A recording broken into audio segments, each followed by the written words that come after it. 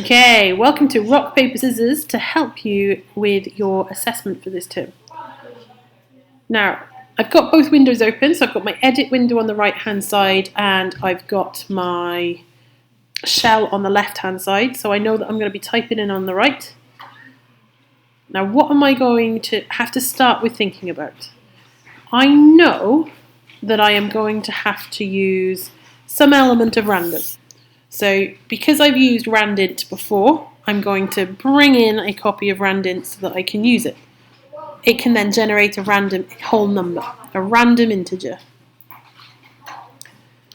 And funny enough, like normal, I talk faster than I actually type. So while true, so I'm going to keep going on and on and on forever, I'm going to play rock, paper, scissors for the rest of my life. Okay, so we're going to keep playing rock, paper, scissors. It's going to keep the game going so we can play it as long as we want to. And if I scroll back round, right. So what's the first thing I'm going to have to do? This forever loop's going to keep going, but what actually do I want? I need the player to say whether they've chosen rock, paper, or scissors first. So I'm going to need the input command. Do you choose R, P, or S? I'm not going to spell check their rock, their paper, and the scissors. But I can now get their input. And because it's inside the forever loop, it's going to continually ask, do you choose R, P, or S? So let's then find what the computer's chosen. So the computer has chosen a random number between 1 and 3.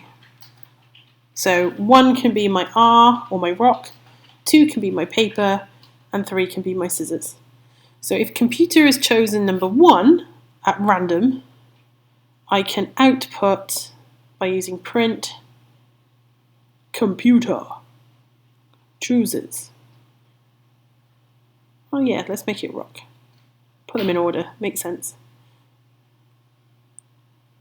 If the player has chosen R, well, the computer chose rock, the player chose rock, don't forget colon, well then they've drawn.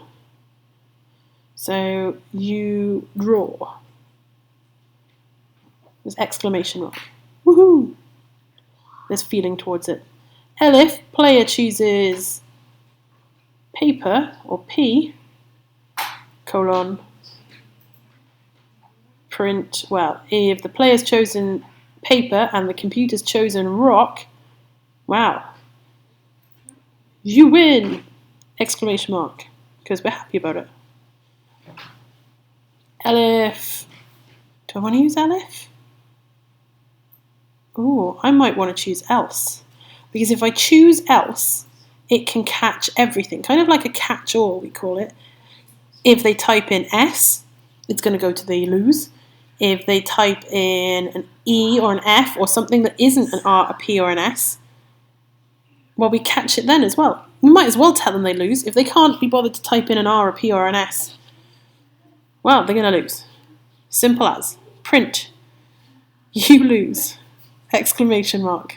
Ooh, speech marks needed. Alright. But I can't just do it for rock. I've got to choose it for whether the computer chooses number 2 and chooses paper. I've got to then do it for 3 and whether they choose scissors.